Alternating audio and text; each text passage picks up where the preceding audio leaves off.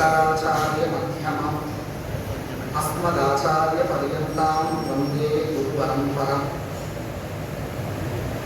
व्यासाय विष्णुरूपाय व्यासरूपाय विष्णवे नमो वै ब्रह्मनिधये वासिष्ठाय नमो नमः।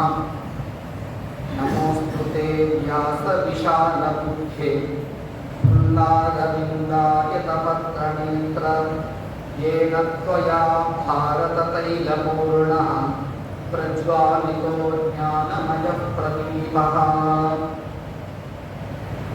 இன்னைக்கு நமக்கு நல்ல சுதினம், குரு பூர்ணிமா, அதோட சேர்ந்த வியாச பூர்ணிமா. இந்த ரெண்டுத்துக்கும் என்ன காரணம் அப்படிங்கிறத நம்ம கடைசியில பார்க்கலாம்.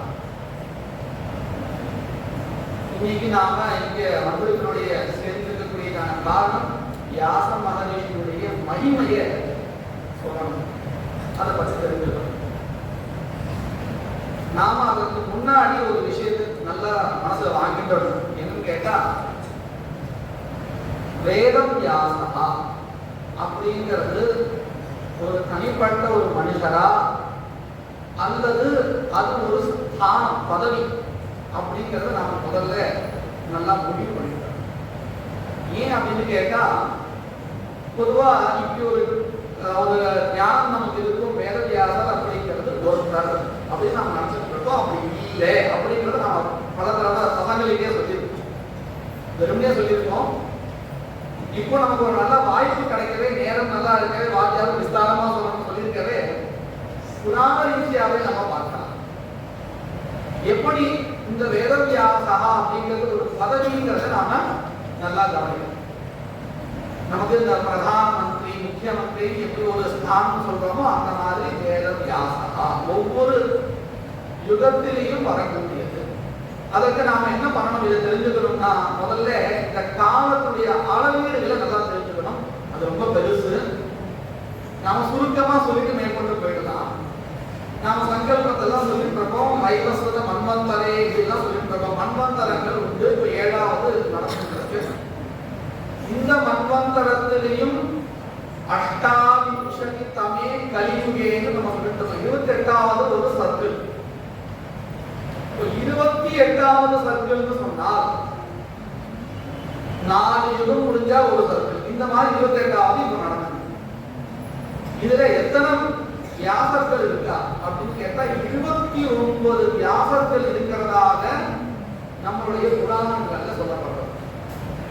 அதுல இந்த 28வதா இருக்கக்கூடியவர் தான் கிருஷ்ணதுரைபாயனர். இதை நம்ம எங்க பார்க்கலாம், நான் நம்ம குழந்தைகளுக்கு சம்ஸ்கிருதம் பாதியாவது புரியும், முழுக்க புரியுது அப்படின்னா இன்னும் அவருடைய படிப்பு காலத்தை இப்பதான் பண்ண முடியும். யாராவது அவளை எம்ஏ படிச்சான்னு சொன்னா சர்டிபிகேட் கொடுத்தா சம்ஸ்கிருத காலத்திலே காட்டியும் அதுக்கு என்ன அர்த்தம்னு கேட்டா, நீ மகாவித்வான் ஆயிட்டம் எல்லாம் தெரிஞ்சுக்கணும் இல்லை, எல்லாம் தெரிஞ்சுக்கிறதுக்குண்டான தகுதி வந்திருக்கு அப்படின்னு அர்த்தம். அவ்வளவுதான். அப்படி இருக்கும்போது நம்ம பாரதார குழந்தை அந்த ராசிரோமணிக்கு உண்டான நாலேஜை சம்பாதிச்சு வச்சிருக்க அவளுக்கு ஸ்லோகத்தோட சொல்லணுங்கிறதோட ஆசை. அதனால புராணத்தை நான் கொண்டு வந்திருக்கேன். நிறைய ஸ்லோகத்துக்கு எந்த புராணத்தை சொல்லணும்னு நினைச்சிட்டு இருக்கேனோ அதை பிடிஎஃபாக கொண்டு வந்திருக்கேன். அங்கிருந்து எடுத்து மற்ற புராணங்கள் எழுதாம எழுதி கொண்டு வந்திருக்கேன். என்னுடைய நோக்கம் என்னன்னு கேட்டா, ஒண்ணு நம்ம குழந்தைகளுக்கு இந்த ஸ்லோகம் புரியணும், அதன் மூலமா அவளுக்கு இந்த புராண விஷயங்கள்ல ஒரு ருச்சி வரணும்.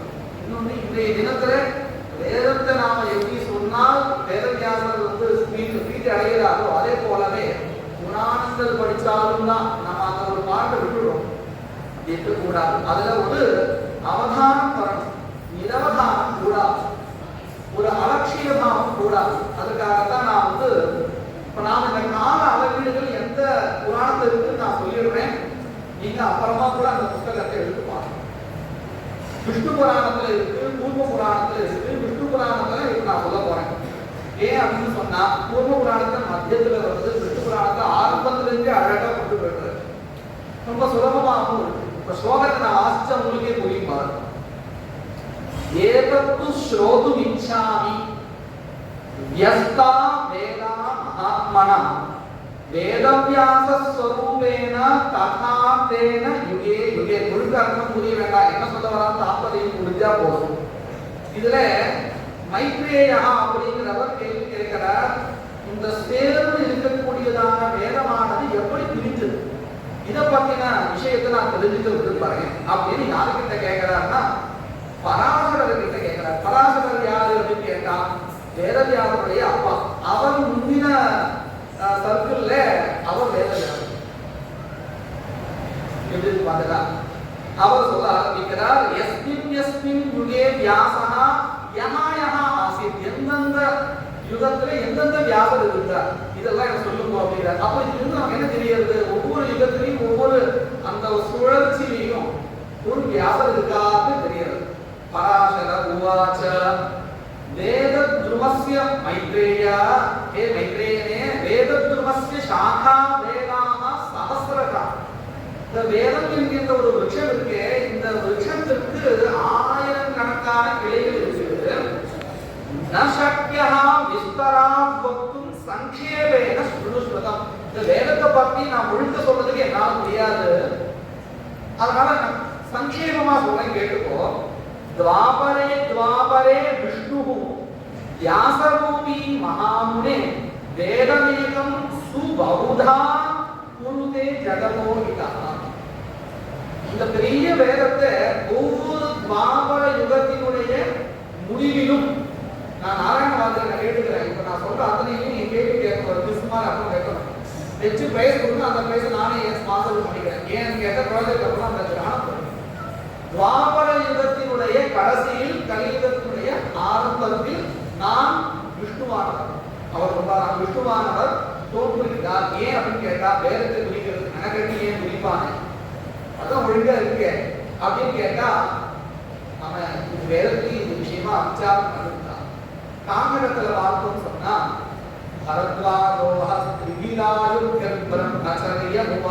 பிரம்மச்சரியம்னா இந்த இடத்துல அப்படின்னு அர்த்தம். நமக்குமே கூட பிரம்மச்சரிய ஆசிரமம் சொன்னா அத்தியன ஆசிரமம்னு அர்த்தம். 40 வயசுல கல்யாணம் பண்ணாம இருந்தா அவன் பிரம்மச்சாரி கணக்கு, அத்தியனம் பண்ணா பிரம்மச்சாரி. 40 வயசுல அத்தியனம் பண்ணா பிரம்மச்சாரி தான். இந்த பரத்வாஜர் என்ன பண்ணாரா, ஒருத்தருக்கு 120 வருடம் ஆயுஷ்னு வச்சுப்போம். 3 சர்க்கிள் ஆயிடுச்சு. முதல் சர்க்கிள் ஆகும் பொழுது தபஸ் பண்ணிருக்கார், பிரம்மா வந்தார், என்ன வரம் வேணும்னு கேட்டார். நான் படிக்க வேண்டிய படிப்பு நான் இன்னும் முடிக்கல, எனக்கு இன்னொரு ஒரு தடவை ஆயுஷ் கொடுக்கணும்னு கேட்கிறார். 2வது தடவையும் கொடுக்கிறார், முடியல. 3வது தடவையும் கொடுக்கிறார், முடியல. 3வது தடவையும் மறுபடியும் தபஸ் பண்றார், மறுபடியும் இதெல்லாம் கேட்கிறார். எவ்வளவு நல்ல வித்தியாசம் பாருங்க.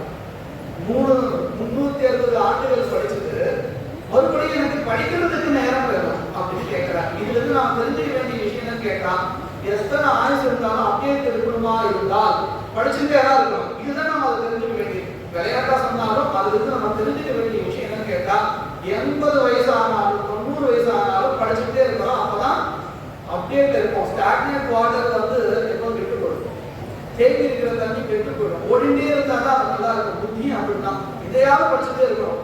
நல்லதா படிச்சுட்டே இருந்தா புத்தி தன்னுடைய வேலை செஞ்சுட்டே இருக்கும். அதுதான் பரத்வாஜருடைய சரித்திரத்தை நாம் தெரிஞ்சுக்க வேண்டியது. இப்போ கேட்ட உடனே பிரம்மா சொன்னாரா, சரி நீ வந்து இன்னொரு நான் ஆயுசு கொடுத்து நீ படிச்சு முடிச்சிருக்கேன். நான் கண்டிப்பா முடிச்சிருக்கேன். பாத்தியார் கிட்ட சொன்ன மாதிரி தான், இன்னைக்கு ஒப்பிக்கணும். பாத்தியார் கூப்பிட்டுருக்காரு 3 மணிக்கு, மாமா நாளைக்கு ஒப்பிக்கணுமான்னு கேட்பான். சரி நாளைக்கு ஒப்பிச்சிருக்கியா அப்படின்னு கேட்டா கண்டிப்பா எல்லாம் கரெக்டு. 30 நாள் டைம் கொடுத்துருக்கேன், அதுல கரெக்டா அது 24 மணி நேரத்தை என்ன கரெக்ட் முடியும். எல்லாம் ஒரு அந்த சமயத்தை சமாளிக்கிறதுக்கு உண்டான ஒரு வழிதான். பரத்வாஜர் கேட்டாங்கன்னா உண்மையான மனசோட கேட்டார். அப்போ பிரஜாபதி சொன்னாரா, நீ இவ்வளவு நாள் படிச்சு 360 வருஷம் படிச்சிருக்க, என்ன படிச்சிருக்க, எத்தனை படிச்சிருக்க தெரியுமா உனக்கு அப்படின்னா தெரியாது.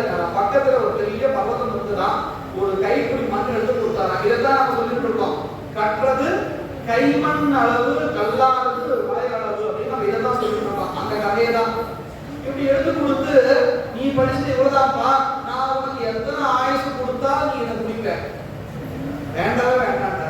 இப்போதான் நம்ம வழியில் வந்திருக்க இல்லையா. விளையாட்டு சொல்லிட்டு குழந்தைகளுக்கு உற்சாகம் வந்ததுக்காக தவிர்த்து நாம அது தாற்பயத்தான் வேதமானது அத்தனை திருசு அத்தனை உயர்ந்தது. அதுதான் மனசுல சொல்லிட்டு சின்ன சொல்லிட்டு வேதமேகம் சுபகுதா குருதே ஜகதோ ஹிதா வீரியம் தேஜோ பலம் சால்பம் மனுஷ்யானாம் அமேசித. வாத்தியாருக்கு சொன்னார், இந்த யுகம் மாறும் பொழுது யுக தர்மத்திற்கு ஏற்றபடி மனிதர்களுடைய புத்தி புத்தியும் காசமாகிறது, அவர்களுடைய ஆயுள் குறைஞ்சிடுறது. அப்படி இருக்கும் பொழுது அவர்களால் இது அத்தனையும் படிக்க முடியாது. எது எத்தனையும் வேதா அப்படிங்கிற ஒரு விருட்சத்திற்கு 4 கால்கள், எப்படி ஒரு ஸ்லோகத்துக்கு 4 பாதமோ அந்த மாதிரி 4 கால்கள், 4 வேதங்கள். இது படிச்சாதான் ஒரு வேதான் ஆகும். இப்ப நினைச்சு பாருங்க, முடியுமா நம்மளால? இத்தனை நீங்க ஒரு சாட்சி கணக்கு வச்சு பாருங்க, அத்தனை சாட்சியும் கணக்கு வச்சு பாருங்க, முடியவே முடியாதது. அப்படி இருக்கும் பொழுது முடியாத ஒரு வஸ்துவை கொடுத்து நீ அநியனம் பண்ணி எப்படி கொடுக்க முடியும்? அதற்கு தான் என்ன பண்ணினாராம், இதை பிரிக்கணும். எதற்காக? ஹிதாய சர்வபூதானாம் வேத வேதான் கரோஹி சஹா. சஹா வேதவியாசா, விஷ்ணு ஸ்வரூபமா இருக்கக்கூடியதான வேதவியாசம் இதை பிரிக்கிறார். ஏன் விஷ்ணு ஸ்வரூபம்னு கேட்டா, நமக்கு இந்த 3 குணங்கள் வச்சுதான் காரியமே, பிரபஞ்ச சிருஷ்டியே ஆகுது. உற்பத்தி, ரக்ஷணம், நாசனம். உற்பத்திங்கிறதுக்கு சத்துவ குணத்தை வச்சுட்டு பிரம்மாவை சொல்லிட்டு இருக்கோம். ரக்ஷணம் அப்படிங்கிறது பாலனத்திற்கு ரஜோ குணத்தை வச்சுட்டு விஷ்ணுவை சொல்லிட்டு இருக்கோம். தமோ குணத்தை வச்சுட்டு நாசனா ருத்ரனை சொல்லிட்டு இருக்கோம். அப்ப இது யாருடைய வேலை? விஷ்ணுவனுடைய வேலை. இந்த வேலையா மக்களை காப்பாற்றுறதா அப்படின்னு கேட்டா, மக்களை காப்பாற்றுறதுன்னா என்னது? அவனுக்கு வேலை, அவனுக்கு சாப்பாடு கொடுத்து பார்க்கறதா? இல்லை, அவனுடைய யுகத்துக்கு எதுவும் அதை பண்ணணும். அதற்காக தான் இந்த வேதங்களை பிரிச்சு கொடுக்கிற வேலையை விஷ்ணுவானவர் வியாசஸ்வரூபமா இருந்து பண்ண போறார் அப்படின்னு சொன்னார். சொல்லிட்டு ஒரு பெரிய லிஸ்ட்.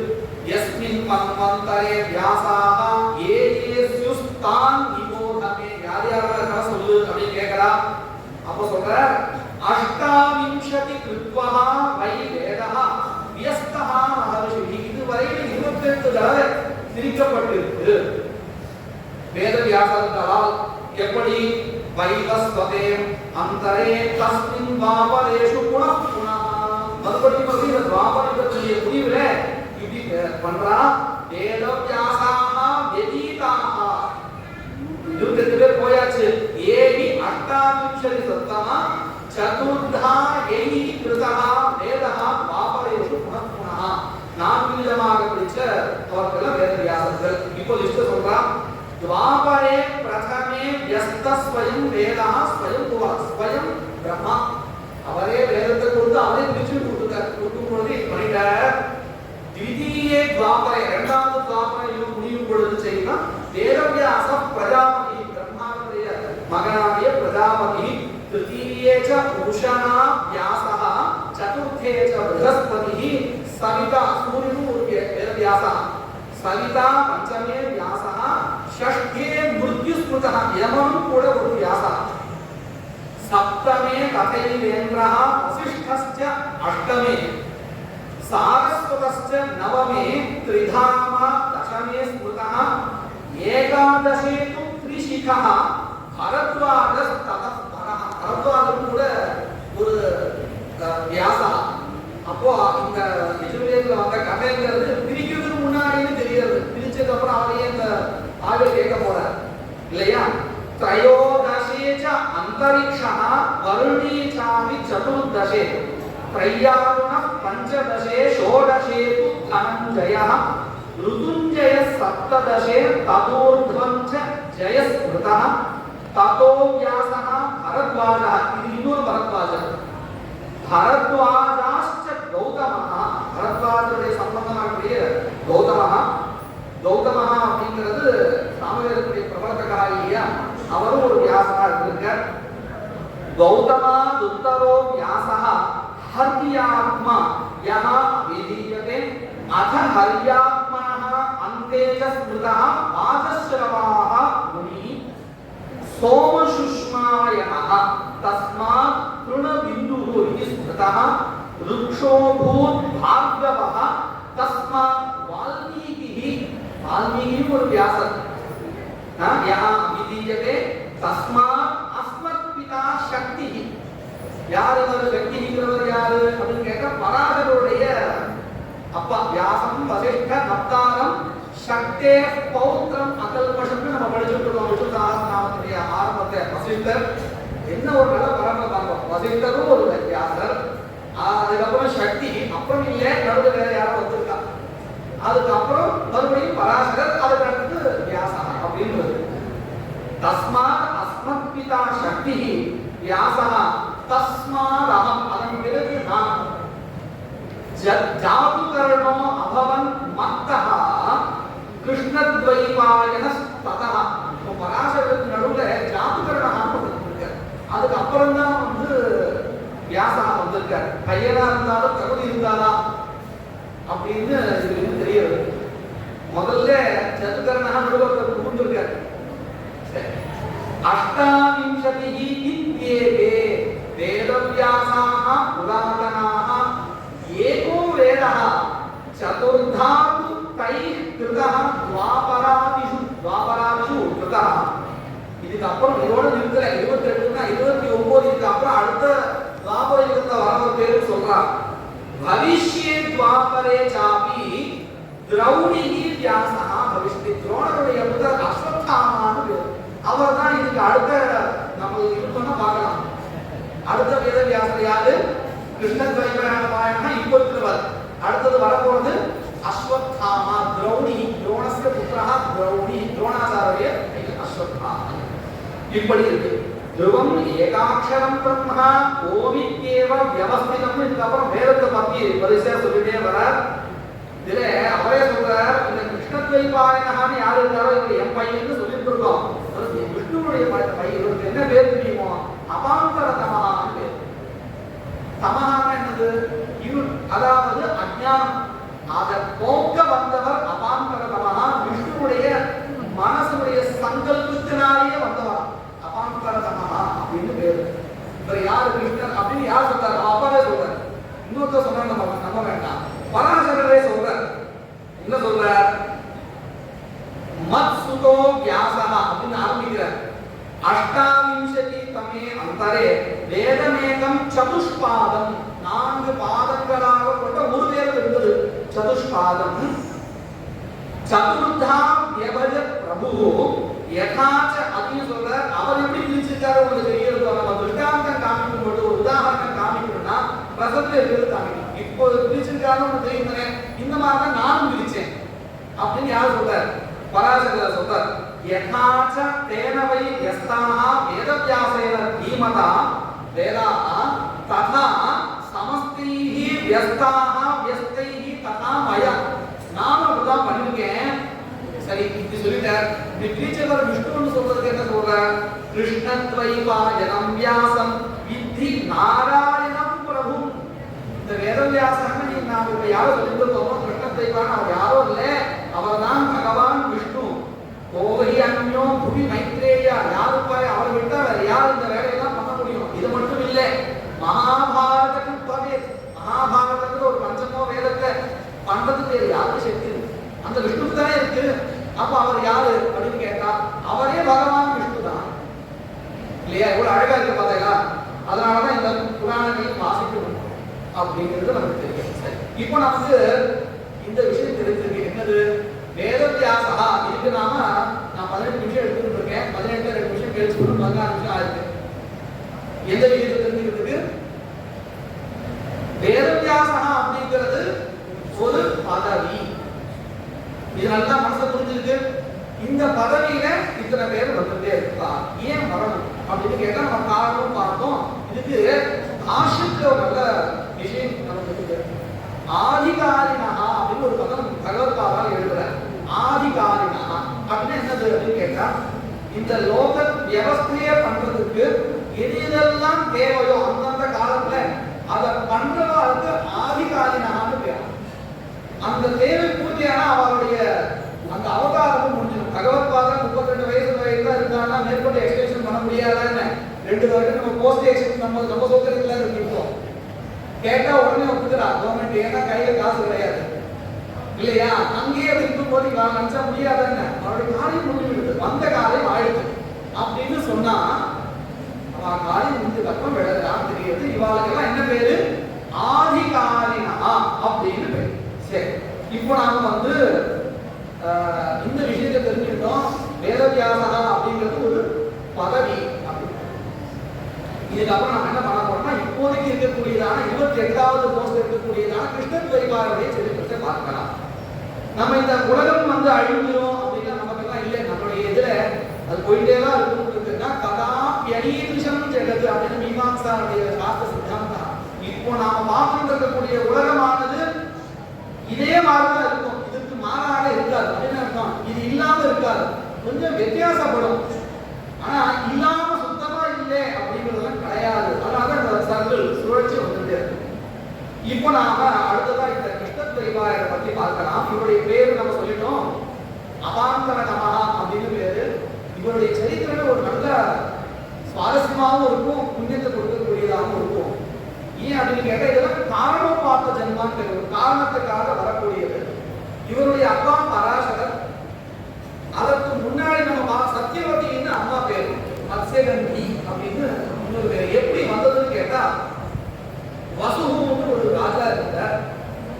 இந்த ராஜாவானவர் ஒரு சமயம் பித்ருக்களுடைய தேவைக்காக வேட்டைக்கு போறார். அந்த சமயத்துல அவருடைய பாரியா வந்து ருத்பதியா இருக்கா. இந்த ரெண்டு பேரும் எதை நம்ம கடைபிடிக்கணும்னு பார்க்கும் பொழுது பித்ருக்களுடைய எதாவது கடைபிடிக்கணும்னு சம்பவத்தில் சென்று அவர் காட்டுக்கும் போயிட்டார். ஆனா காட்டுல அவருடைய ரேதஸ் வந்து கலிதமாகுது.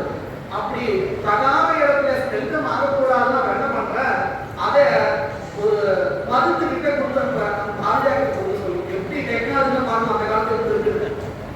இது புராணத்துல இருக்கு, ஸ்லோகங்களாக இருக்கு. நான் எல்லாரும் சொல்லிட்டே இருந்தா அப்புறம் நேரம் போறாது.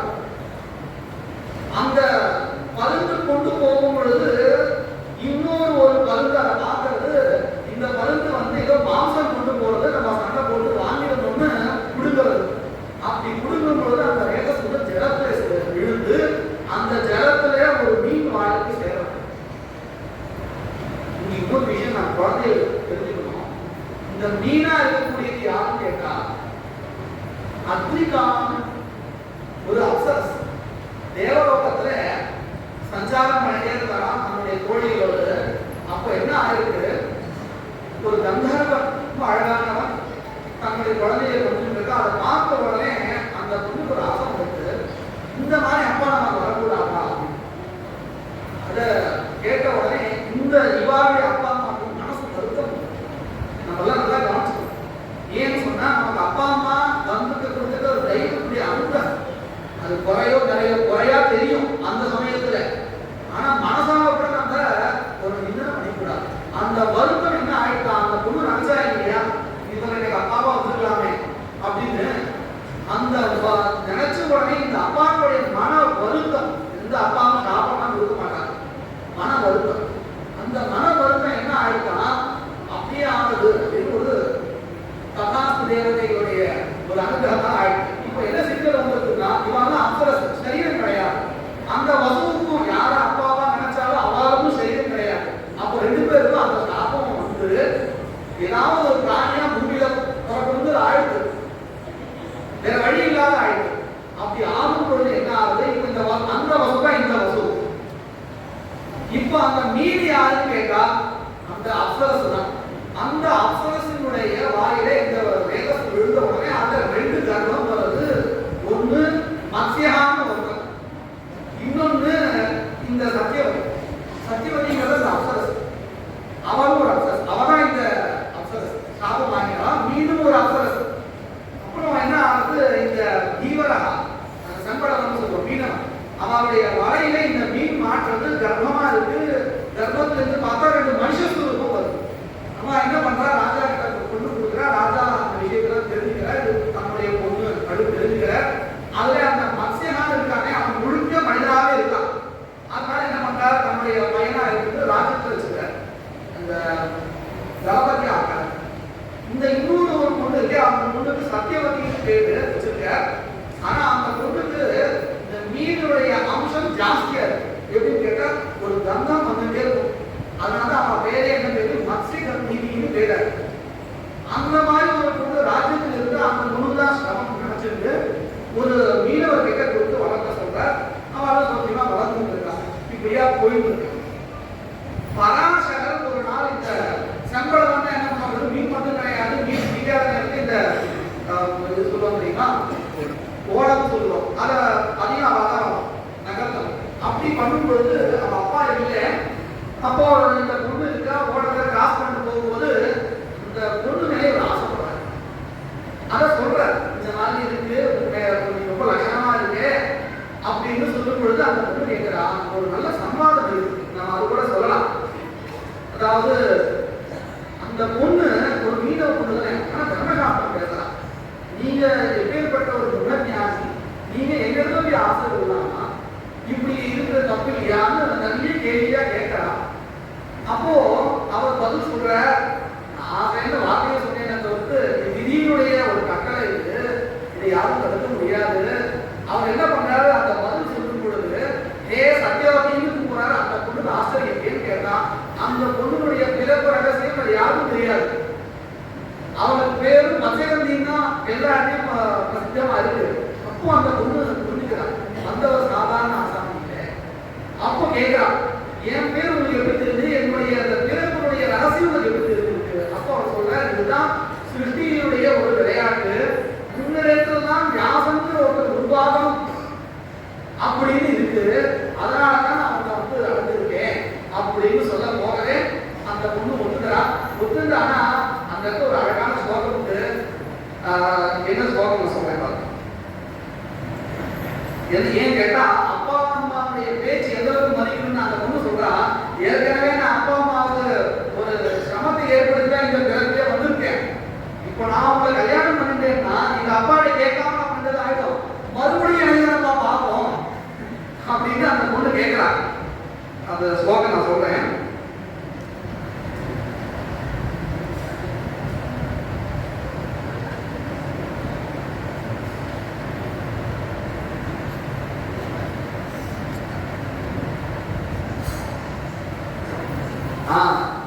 संयोगाच दुष्येता कन्या भावः मम अनघ कन्यात्वे दूषिते वापि कथं शक्ष्ये द्विजोत्तम.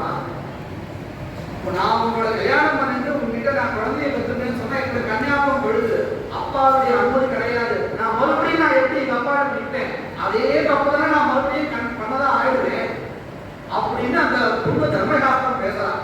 அப்போ அவர் சொல்ற, அப்படிலாம் நீ நினைக்க வேண்டாம், உன் கன்னியாத்தமே கெடாது, மறுபடியும் வியாசர் பிறந்ததுக்கு அப்புறம் உங்களுடைய கன்னியாத்தம் உனக்கே கிடைக்கும், நீ நிச்சயமா இப்படியேதான் இருப்ப அப்படின்னு அவர் சொல்றார். அதுக்கப்புறம் எந்த தோஷம் கிடையாது அப்படின்னு அதுக்கு பதிலும் சொல்றார். கிரகம் கந்து முஷேசாகம் பீமன் நஸ்தாத்து உத்ஸஹே. அந்த பொண்ணு சொல்ற, நான் இப்படிதான் ஆயிட்டேன்னா கல்யாணம் பண்ணிட்டு எப்படி நான் வீட்டுக்கு போவேன் அப்படின்னு கேட்கும்போது அவர் சொல்றார், ரிணீஸ்வச வரம் வீரு यं त्वमिच्छसि भामिनी ऋथाहि न प्रसादः मे भूतपूर्व सुचिस्ते. அழகான புரிசிப்பை கொண்டவரே, நமக்கு எந்த கட்டமும் ஏற்படாது, பழையபடி ஆயிடுவே அப்படின்னு அதுக்கு பதில் சொல்றார். இப்படி பதில் சொன்னதுக்கு அப்புறம் அப்பதான் வியாசர் நடக்கிறார். வியாசர் ஒரு மீனவர்களுக்கு பிறந்தார் அப்படின்னு நம்ம சொல்லிட்டு இல்லையா. அது இதை வச்சுட்டுதான் அந்த பொண்ணு பேர் என்ன, அதாவது வியாசருடைய அம்மா பேர் என்ன, மத்ஸ்யகந்தினி. சத்தியவதி அப்படிங்கிறது இயற்பெயர், மறைக்கிறதுக்காக வச்சிருக்காங்க. அதுக்கப்புறம் வியாசர் பிறந்ததுக்கு அப்புறம் இந்த பாபங்கள் எப்போ போகும்னு சொன்னா, இந்த ராமண்ணா பிறக்கிறது 3 பாபங்கள் சொல்றோம் இல்லையா. இந்த 3 பாபங்கள் எப்போ போகும்னா, அப்பாக்கள் நாம பண்ணக்கூடிய அவமரியாதை வர்றது இன்னொரு குழந்தை கொண்டெல்லாம் போகுமா. அதனாலதான் மாதந்தும் பிரஜாபந்தும் மாச்சேட்சியும் இருக்கு. எதுக்கு உபயோகத்துல வேதாத்தியம் முடிச்சுட்டு வெளில போற குழந்தைக்கு ஆசாரிய தேவபா அப்படின்னு வரிசையில நம்ம சொல்லிட்டு இல்லையா. அதை இன்னும் ஒண்ணு, அந்த நூல் தொடர்ச்சியே நாம் வெட்டக்கூடாது அப்படின்றது. பிரஜையாகி மனுஷ பூர்ணா அப்படின்னு அந்த யாசகம் கொண்டதுக்கு அந்த அம்மாக்கு அந்த துர்கண்ணம் போயிடலாம். இப்படி இன்னும் நமக்கு கதையிலே நடக்கும். அடுத்த கால நேரத்தில் நான் இந்த புஸ்தகத்தை முடிச்சிருக்கேன். இப்படி வேதவியாசருடைய பிறப்பு நாம தெரிஞ்சுச்சோம். அவருடைய இயற்பெயர் என்ன, அபாந்தரா அப்படின்னு. இதுக்கப்புறம் நாம அடுத்து என்ன பண்ண போறோம்னு கேட்டா, அவருடைய மகிமை இல்லையா, அவர் என்னெல்லாம் பண்ணியிருக்காரு இதை நாம இப்படி பிரிச்சுக்கலாம். நம்ம வேதத்துல சொல்லியிருக்கக்கூடியதான மார்க்கங்கள் எத்தனை இருக்கு, எத்தனை மார்க்கங்கள் சொல்லப்பட்டிருக்கு, 3 மார்க்கங்கள் சொல்லப்பட்டிருக்கு இல்லையா. கர்ம மார்க்கா, ஞான மார்க்கா, பக்தி மார்க்கா. ஒண்ணுக்கு உண்டு. இப்படி 3 மார்க்கங்கள் இருக்கு. அதுல ஞானத்தினாலதான் மோட்சம்னு சொன்னாலும் கூட அந்த ஞானத்துக்கு இது 2 காரணமா இருக்கு. இப்படின்னு நாம சொல்லிட்டே இருக்கோம் இல்லையா. ஞானம் தான் மோட்சத்தை கொடுக்கணும், அதுக்காக பக்தியும் வேண்டாம், கர்மம் வேண்டாம், நான் சந்தியானம் பண்ண மாட்டேன், மோட்சம் கிடையாது, எது வச்சு அந்த ஞானத்துக்கு இது காரணம் தானே அப்படின்னு சொன்னா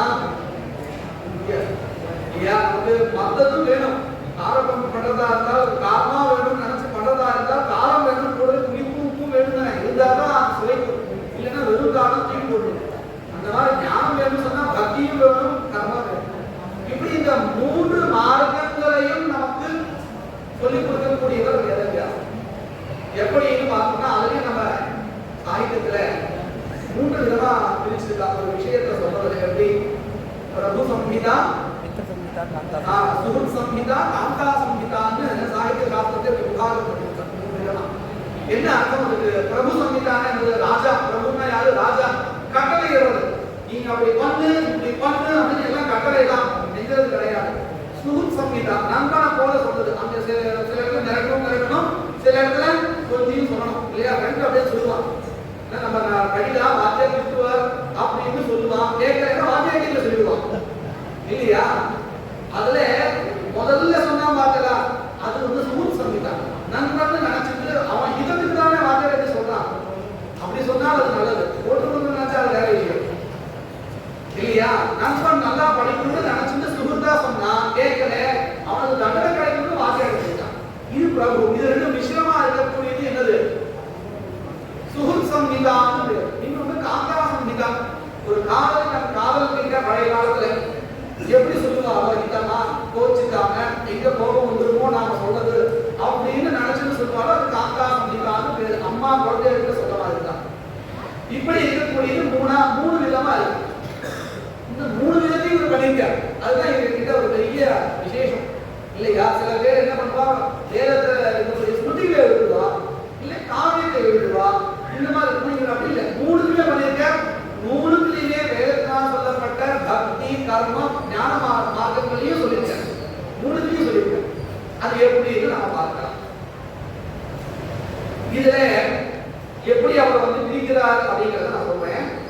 துவாபரே சமனு பிராப்தே. இப்ப நான் சொல்ற ஸ்லோகங்கள் எல்லாமே பாகவதத்துல இவர் எழுதின கிரந்தத்துல. இப்போ முன்னாடி துவாபர யுகத்துல வருவார், அதெல்லாம் வந்து பொதுவா எல்லா வேதவியாச பதவியை பத்தி. இப்போ நாம படிக்கக்கூடியது பாகவதத்துல இருக்கக்கூடிய ஸ்லோகங்கள். இங்க யார் வருத்தப்படுறா, யார் இந்த வேலைகள் எல்லாம் பண்றா அப்படின்னு சொன்னா கிருஷ்ணத்வைபாயனர் மட்டும்தான். அந்த பேருக்கு ஒரு நல்ல ஒரு கிருஷ்ணத்வைபாயனர் நம்ம சொல்லிட்டு இருக்கோம், பாதராயணின்னு சொல்லிட்டு இருக்கோம். அவர் பேர் என்ன சொன்னோம்? அபாந்தர நமஹான்னு சொன்னோம். வேதவியாசனாங்கிறது போஸ்ட். இந்த 2 பேர் எப்படி வந்தது அப்படின்னு கேட்டா, இந்த பதரி மனத்துல வாழ்ந்தார். அதனால அவருக்கு என்ன பேரு?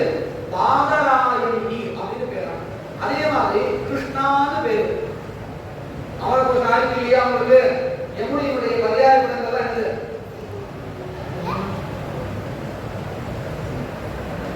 காலிந்தி,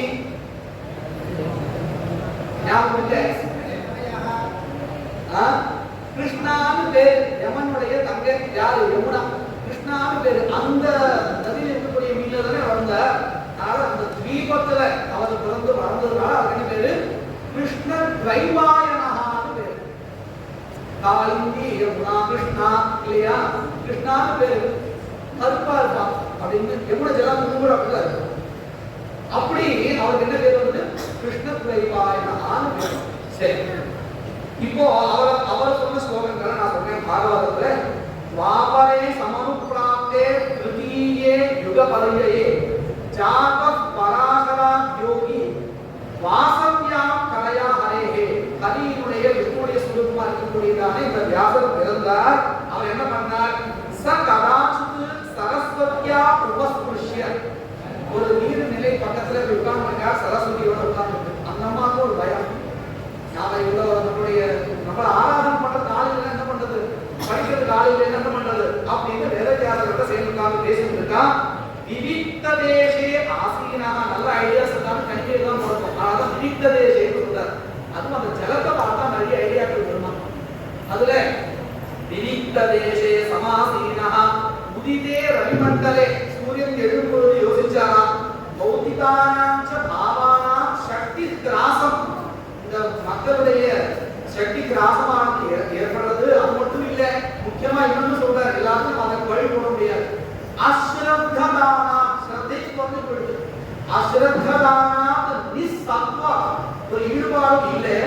துர்மேதா பிரசிதான்ஷா, இப்பேற்பட்ட மக்களை நினைச்சுட்டு ரொம்ப வருத்தப்பட்டாரா. ஜனாம் ஈக்ஷ இப்பேற்பட்ட துர்பாகிகளாக இருக்கக்கூடிய ஜனங்களை பார்த்து முனிகி திவ்யேன சக்ஷா அவர் எப்படி நம்ம பார்த்தார் இல்லையா? அவர் இப்ப துவாபரத்தை இருக்கார், வருத்தப்பட்டு இருக்கார், கலியுகத்திற்கு நம்ம எப்படி பார்த்தார்னா திவ்யேன சக்ஷுஷா அவருடைய திவ்ய சக்ஷுஷா அப்படிங்கிறது ஞானம் அபாரம். ஏன்னு கேட்டா பவிஷ்ய புராணம் எழுதியிருக்காரு. இன்னைக்கு என்ன நடக்கும் அப்படி எழுதியிருக்காரு. ஜலம் விற்கப்படும், அன்னம் விற்கப்படும், இப்படின்னு வரிசையா நிறைய எழுதியிருக்காரு. நீங்க அதையும் படிக்கணும். பவிஷ்ய புராணம் நம்ம படத்துலாம் பார்க்கணுமா இல்லையா? சம்பாலான ஒரு தேசம் வருது, எல்லாம் அதுல இருக்கக்கூடியதுப்பா. சிரிக்கிறதுக்காக சொல்லுறாங்க, அதுல இருக்கக்கூடிய விஷயங்கள் தான். பேர் வந்து மென்ஷன் பண்ணிருக்காரு. சர்மா, விஷ்ணு சர்மான்னு பேரு அப்படிங்கிற கருப்பார் கலியுகத்துல இருக்கு. கலி பகவான் தெரியுமோ? எல்லாம் மென்ஷன் பண்ணிருக்கு. இதெல்லாம் ஆல்ரெடி தெரியுதுன்னா திவ்யேன சக்ஷுஷா இருக்கு. முனிஹி திவ்யேன சக்ஷுஷா. அது மட்டும் இல்ல, இந்த சர்வ வர்ணாம் தீக்ஷா, இந்த வேதத்தை யாரா படிக்க முடியும்னு கேட்டா அதுக்குன்னு அதிகாரிகள் இருக்காங்க. நீங்கள் படிக்க முடியாது, இன்னும் சில பேர் படிக்க முடியாது, எல்லாருமா வேண்டியதான் நான் அப்படின்னு நினைச்சிட்டாரா. அதுக்காக புராணங்கள் என்ன பண்ணினார்? இந்த வேதத்தை நாலா பிரிச்சார். சதுர்ஹோத்தம் கர்ம சுத்தம் பிரஜானாம் ஈக்ஷ வைதிகம் யததாத் யஜ்ஞ சம்பத்தி வேதமேகம் சதுர்விதம் ருத்யஜு சாமா கர்வாம்ஸ்ச வேதாஹ சத்வார உத்ருதாஹ. நான்கு ருத்யு யஜு சாமா அகர்வணம் என்று நான்காக இருக்கிறார். அது மட்டும் இல்ல, இதிஹாச புராணஞ்ச பஞ்சமோ வேத உச்சதை. நல்ல மனசுல இதிஹாச புராணம் வந்து அஞ்சாவது வேதம் அவரே சொல்றாரு. யார்? வேதவியாசரே சொல்றாரு இல்லையா? வேதத்திலே இருக்கீங்க. அப்புறம் அதை எவ்வளவு ஜாகிரதையா பார்க்கணும். வேதத்திலே சொல்லியே சொல்றது. அதர்வா இது யார் யாருக்கெல்லாம் கொடுத்த அப்படின்னு கேட்டா அதர்வா தத்ர ருக்வேதஹ பைல சாமகோ ஜெய்மினி கவிஹி வைஷப்ராயண ஏவைகஹ நிஷ்ணாதஹ யுஷாம் மகஹ அதர்வாங்கிரசாம் யாரு சுமந்து சுமந்துஷ்ட முனிஹி இதிஹாச புராணானாம் பிதாமே ரோமஹர்ஷணஹ. இதை சொல்றவர் யாருன்னு கேட்டா சூதர் சொல்றார். பாகவதத்துல தன்னுடைய அப்பா கிட்டதான் வேதவியாசர் புராணங்கள் பிரிச்சு கொடுத்தாராம். யாரவர்? ரோமஹர்ஷணஹ இல்லையா? இதெல்லாம் நீங்க நல்லா மனசுல வாங்கிக்கணும். பைலஹா அப்படிங்கிறது ருக்வேதத்துடைய ஆற்று முனிகி வேதவியாசருக்கு அப்புறம். ஜெய்மினிகி அப்படிங்கிறவர் சாமவேதத்திற்கு, யஜுர்வேதத்துக்கு வைஷம்பாயனஹ. சுமந்துஹு அப்படிங்கிறது அதர்வ வேதத்துக்கு, புராணத்துக்கு யார் வச்சிருக்கா? ரோமஹர்ஷணஹ. இந்த ரோமஹர்ஷனுடைய பையன் தான் சூதா. எல்லா இடத்துலயும் சூதவாசம் வரும். இந்த ரோமஹர்ஷனர் சூதரை தயார் பண்ணி கொடுத்துருக்கார். அவர் எல்லா புராணத்தையும் இப்போ பிரவர்த்தகனா இருக்கார் இல்லையா? இப்படி அந்த பரம்பரை இப்படி பிரிச்சு கொடுத்துருக்கார். இப்போ நாம ஒரு விஷயத்துக்கு பார்க்கணும். நான் என்ன சங்கல்பம் பண்ணிட்டேன்? பக்தி மார்க்கமாகட்டும், கர்ம மார்க்கமாகட்டும், ஞான மார்க்கமாகட்டும் எல்லாத்தையும் சொல்லியிருக்காருன்னு ஆரம்பிச்சோம். இதுல இந்த பிரபு சம்ஹிதா வேதா இதை பிரிக்கும் பொழுது என்ன பண்றாரு அப்படின்னு சொன்னா, பிரிக்கும் போது சும்மா ஏதோ ஒன்று வச்சுட்டு பிரிக்கல. கர்மாக்களை அனுஷ்டிக்கிறதுக்கு எப்படி தேவையோ அப்படி வச்சிருக்காரு. அதாவது ரிக்வேதத்தை ஔதரத்துக்காகவும் ஆதரியத்துக்காக யஜுர்வேதத்தையும் ஔகாரத்துக்காக சாமவேதத்தையும் மற்ற விஷயங்களுக்காக பிரதான விஷயங்களுக்காக அதர்வத்தை இப்படி வச்சிருக்காரு. கர்மா மனதில் வச்சிருக்காங்க. கர்ம மார்க்கம் வந்து சரி. அடுத்து ஞான மார்க்கத்தை பார்ப்போம். உபனிஷத்துடைய பாஷத்துக்காக அதற்காக சூத்திரங்கள் பண்ணியிருக்காரு. இந்த சூத்திரங்களுக்கு ஒரு விசேஷம் என்ன தெரியுமா? மூணு மதமா இருந்தாலும் சரி, அத்வைதமா இருந்தாலும் வேதமா இருந்தாலும் விசிஷ்டாத்வைதமா இருந்தாலும் மூணுத்துக்கும் மூலம் ஒண்ணுதான். இந்த சூத்திரங்கள் மட்டும்தான். அப்ப இவர் எல்லாருக்கும் விஸ்வ குரு, எல்லா மதத்துக்கும் ஒரு குரு இல்லையா? மார்த்தாவா இருந்தாலும், அதாவது நான் சொல்றது அத்வைதிகளா இருந்தாலும் எல்லாருக்கும் மூலம் ஒண்ணுதான். ஆசியம் மாறலாம், மூலம் ஒண்ணுதான். அந்த சூத்திரங்களை நல்லா புரிஞ்சுக்கிறதுக்கு ஒரு ஏற்பாடு பண்ணாங்க. இவர் மாதிரி அட்மினிஸ்ட்ரேட்டர் யாரும் கிடையாது. 4 வேதங்களை அழகா பிரிச்சு கொடுத்தார். புராணத்தை ஒருத்தர் கொடுத்தார். இதனுடைய ரகசியத்தை தெரிஞ்சுக்கிறதுக்காக பிரம்மசூத்திரங்களை தயார் பண்ணார். தயார் பண்ணி அவரோட நிறுத்தல.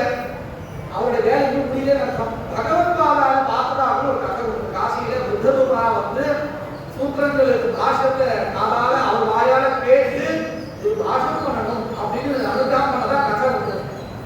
இருக்கட்டும், நமக்கு தேவை அந்த சூத்திரங்களுடைய விளக்கும் சரியான பற்றி சேரணும் அப்படிங்கிறது அவருடைய தாற்பயம். இந்த மாதிரி கதை மத்வாவுக்கும் உண்டு, வைஷ்ணவாவுக்கும் உண்டு. பகவத்பாதாவுடைய ஸ்தானம் ஏன்னு சொன்னா